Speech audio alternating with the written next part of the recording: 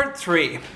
So when I got cut off last time, I think I was talking about Proudhon and his famous line, property is theft. I believe this was in a pamphlet that Proudhon wrote. The title of it is, What is Property? And then the punchline at the end of it is, property is theft. Now this is worth maybe going over a bit, because this is one of those quotes that Proudhon is most famous for. And perhaps I should have mentioned this before when I was talking about misconceptions about socialism. But when socialists and anarchists use the word property, they're not talking about your personal property. They're talking about private ownership of either like land, as in like a lot of land, or private ownership of the means of production. So when Proudhon says property is theft, he's talking about owning like great areas of land privately held. Or owning like, you know, like a big factory privately held. In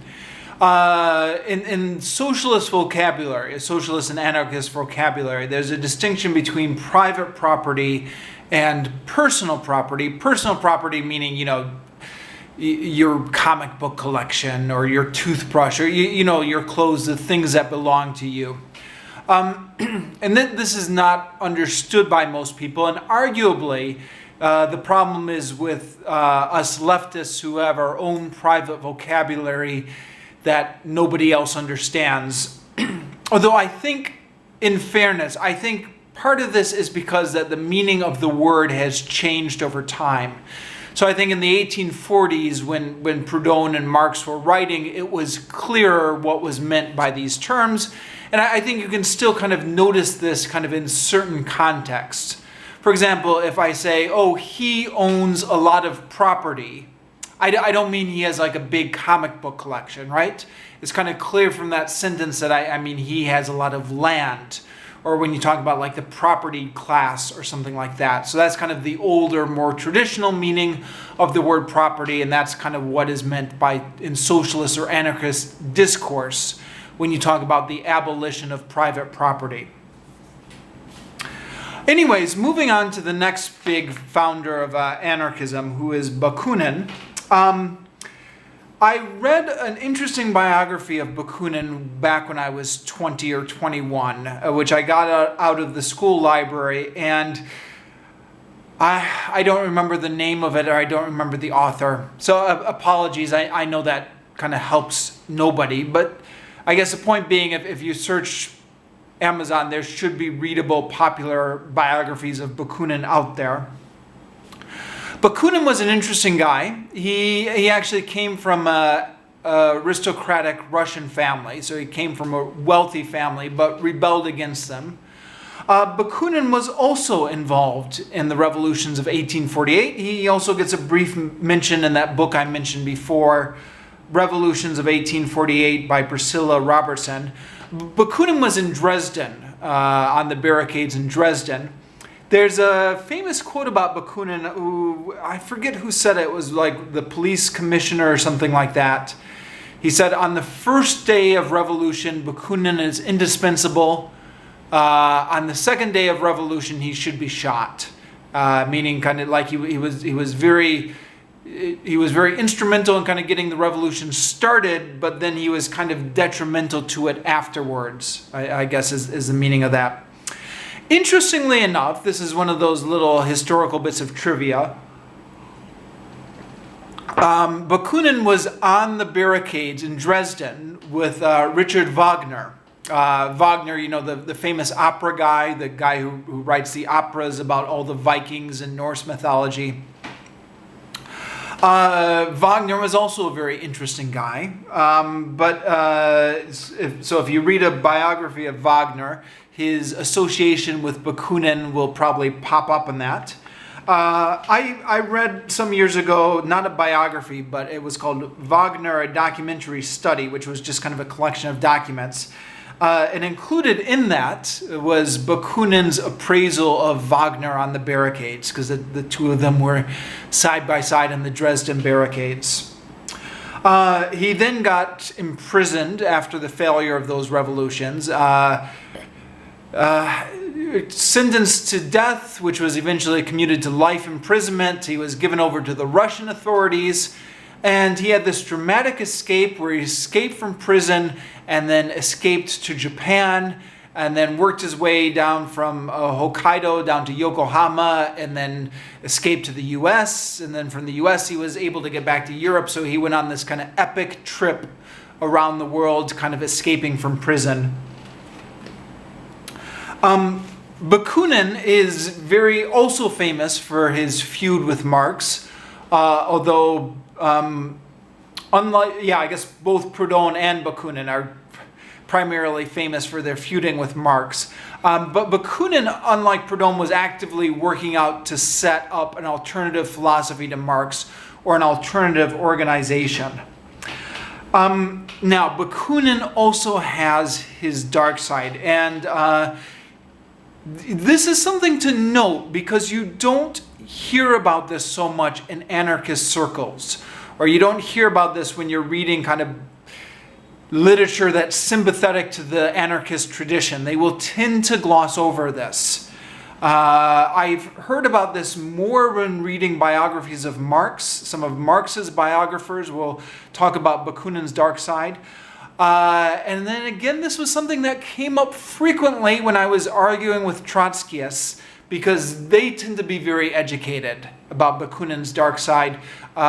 People who hang out in anarchist circles tend to not know about this so much. So, yes, Bakunin loved conspiracies. I mean, not in the sense like a flat earth truther conspiracy, in the sense that he loved forming conspiracies, like forming small groups that conspired. He loved kind of this cloak and dagger aspect to revolution. And some of this seems to fly against his rhetoric, because his rhetoric was very kind of power to the people, democracy. But his actual practice, he maintained a fascination with like forming secret revolutionary groups. He was also associated with a guy called Sergei Nechayev, who was either he or Sergei Nechayev or both were the authors of Catechisms of a Revolutionary, or Rules for Revolutionaries, which kind of tended to, it laid out all these kind of, it was like a document of revolutionary asceticism. You kind of have to give up everything and dedicate yourself to the revolution. Which again is kind of against maybe the popular image of an anarchist, which is being kind of more of a free thinker. This was much more of a list of rules that you had to follow. Sergei Nechayev was way too into secret conspiracies and was involved in like a murder of another activist or something like that. And Bakunin, after kind of being associated with him for way too long, finally broke ties with him. But there's this kind of sketchy period in Bakunin's history where he was a little bit too involved with that. Bakunin was also a little bit too eager to rush into revolutions half-cocked. As opposed to Marx. Marx was always like, wait until you're organized, wait until the conditions are favorable, and then do the revolution. Because I think Marx realized more so than Bakunin kind of the human cost of kind of setting off a revolution when you're not ready for it, because then you're just going, you're going to get needlessly slaughtered. So Marx had more of an adult appreciation of kind of the costs of this, whereas Bakunin really didn't seem to appreciate this and just kind of wanted to go into revolutions half-cocked. But kind of the most serious charge against Bakunin is the anti-Semitism. With Proudhon, it came up a little bit, but with Bakunin, if you look at some of the stuff he wrote, he was virulently anti-Semitic. Now, Francis Wheen, who was one of Marx's biographers, wrote Karl Marx, A Life, makes this distinction. He said, like in 19th century Europe, a lot of people were casually anti-Semitic. Like Agatha Christie. Agatha Christie was early 20th century, but she would write things like, "Oh, he's a nice person for a Jew," and that's kind of a casual anti-Semitism. But he says you would never accuse Agatha Christie of being part of being sympathetic to this plot to exterminate millions of Jews. Whereas if you look at Bakunin's writings, it is kind of like the Elders of Zionist type stuff, where he is kind of frothing at the mouth a bit with kind of how he attributes all this evil to Jews. And some of this, Marx was a Jew, of course. So this came out in his battles with Marx, where he's just kind of attributing all this stuff to, all attributing a lot of Marx's faults to him being a Jew. Now, I'm going to argue a little bit later that it's a little bit, well, I don't know. Bakunin seems to have bought into the anti-Semitic mindset, which would later go on to feed kind of what the Nazis did. Although at the same time, I'm going to argue this a little bit later, but what happened with the Nazis could never have happened under anarchism, because you would never have had the central government organization to kind of root out 6 million people from their towns and herd them into concentration camps. Nonetheless, Bakunin does seem to be guilty of the same sentiment, which the virulent anti-Semitism which led into the Holocaust. So that is very much on his dark side. Also, and this is going to sound minor compared to what I just mentioned, I should have organized this better, but Bakunin was not nearly as intelligent as Marx, or at least he wasn't nearly as analytical a thinker of Marx.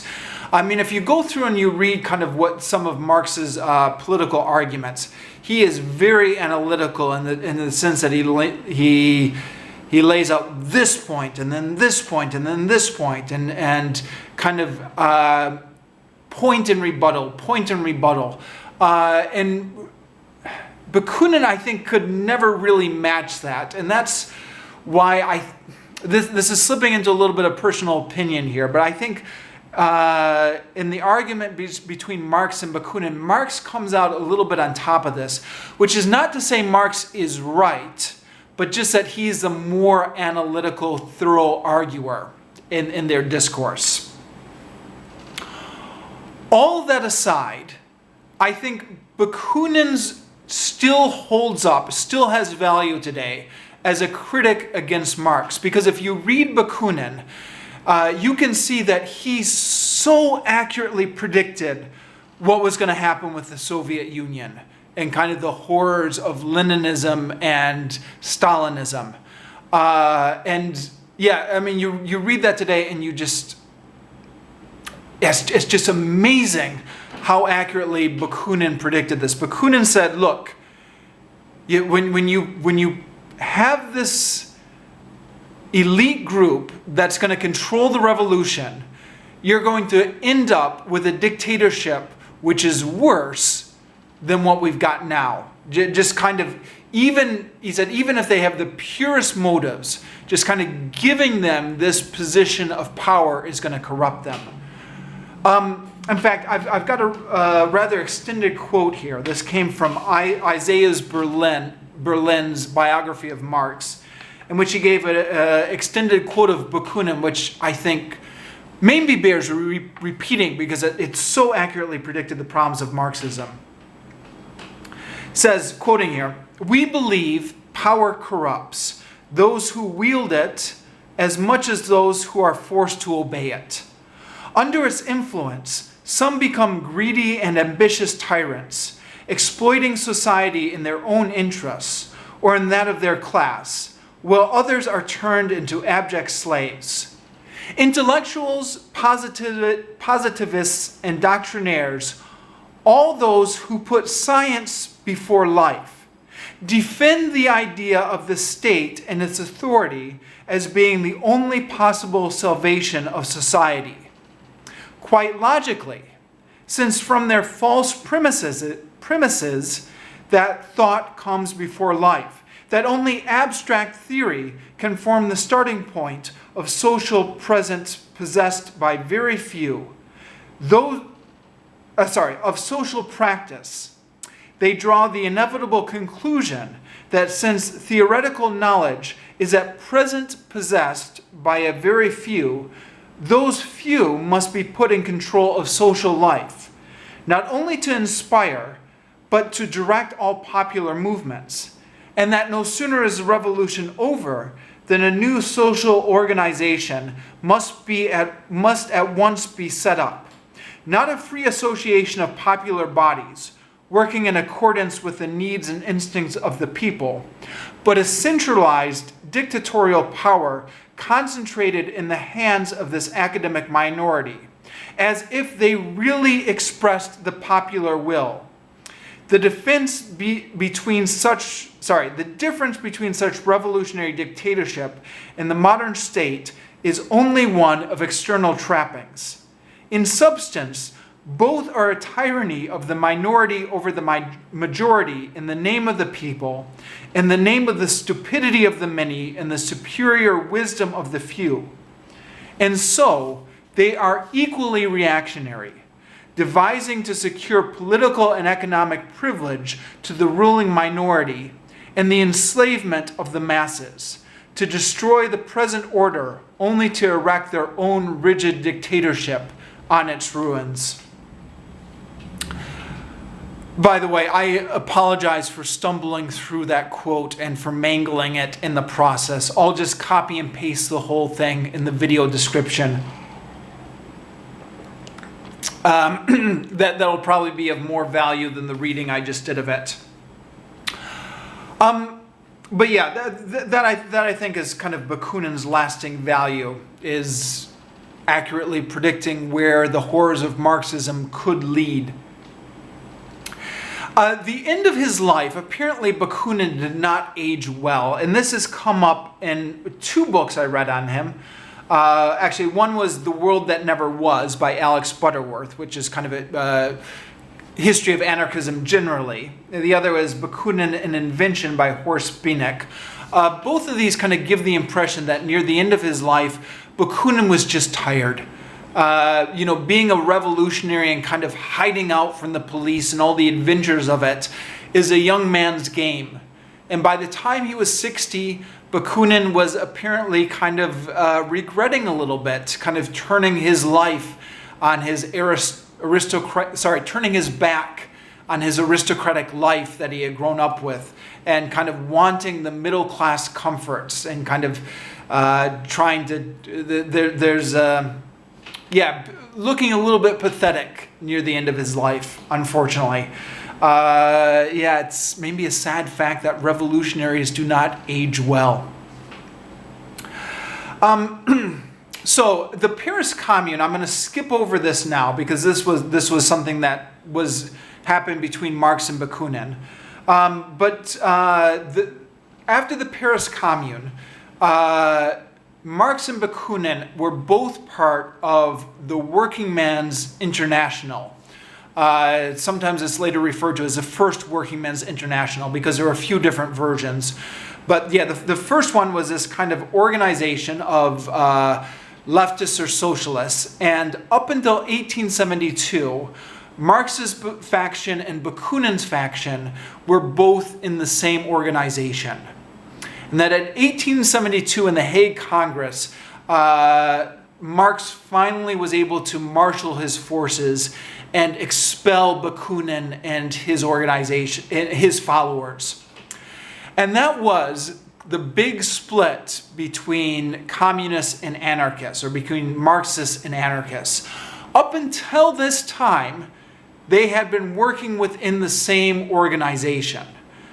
After this, there's a split where they're off in different organizations. In Europe, in Asia, we'll talk about this later, but in Asia, in Japan and China, anarchists and socialists and communists continued to work together in the same organizations for much, much later after this. But in Europe, that was a big split. And then after that, Marx and Engels decided that they were just sick of struggling for control over the international. And if they couldn't control it, then nobody was going to have the international. So they and their followers did a surprise move where they voted to move the international to New York. That was going to be the new headquarters of the Working Men's International. Back in 1872, New York was a long ways from Europe, and Europe was where the socialist movement was headquartered.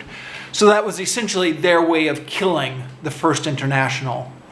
Bakunin went on to found his own organization, the Jura, after the Swiss town Jura, the Jura Federation, which had their kind of own manifesto and kind of setting up their own idea. And that kind of lasted for a while, and then that petered out at the end of the 1870s. Okay, the next big anarchist name is Kropotkin.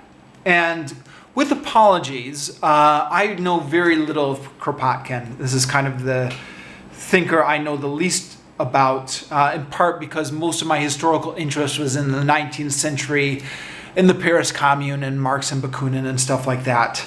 But he does have kind of the best reputation as kind of, Bakunin was a little bit of a crackpot, maybe, arguably. Kropotkin has a reputation of being a very reasoned thinker and reasonable thinker. And he wrote kind of the major works of anarchist theory. He also wrote The Great French Revolution, which is kind of like the go-to book for leftists talking about the French Revolution. Even Trotskyists, who generally hate the anarchist tradition, will sometimes quote from this book generously, including Chris Harman, who wrote A People's History of the World, which is a very pro-Trotskyist and bent. And actually, Chris Harman is associated with the international branch of the Trotskyists I argued against in Melbourne. But Chris Harman quotes pretty generously from that book.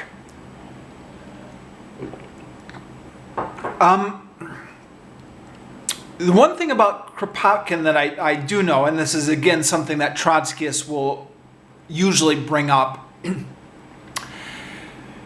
is Kropotkin actually supported World War I, which is not great. This was kind of a low point in his career. So the build-up to World War I is interesting because socialist and anarchist doctrine was that socialists will never support a national war, nation against nation.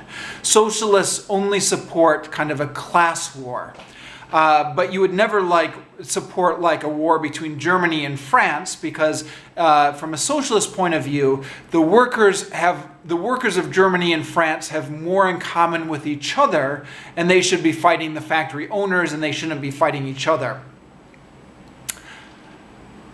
And the socialists were not supposed to support these national wars, but this all fell apart in the build-up to World War I. There was just so much war hysteria that both the socialists in France and the socialists in Germany and other countries as well completely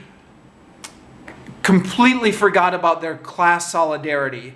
And they both believed that the future of civilization hinged on this war, and that you had to fight this war first, and then the class war would come later.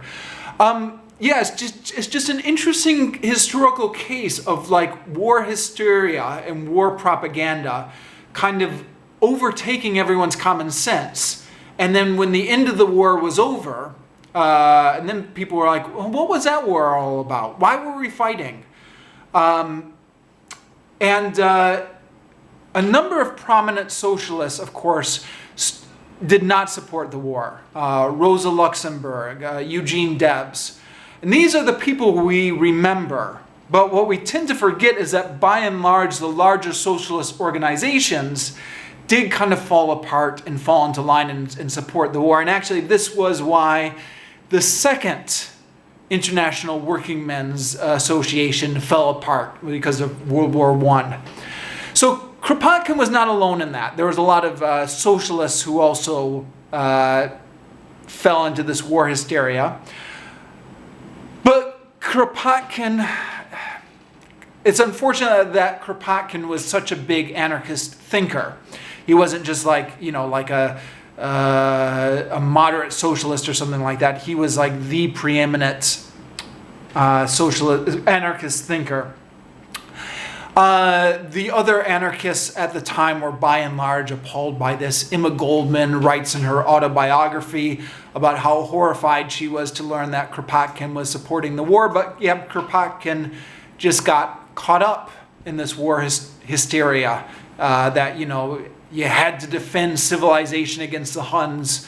And so he fell in line behind the Russians, the Tsarist Russian government, the rush to war in World War I. It's unfortunate. Trotskyists will always bring it up. It should not undermine his whole life and all the great books he wrote. But there you go. Okay. Now, now that I've outlined kind of the three big thinkers, Proudhon, Kropotkin, Proudhon, Bakunin, and Kropotkin, I'm going to go back and talk about the first big event in anarchist history, which was the Paris Commune.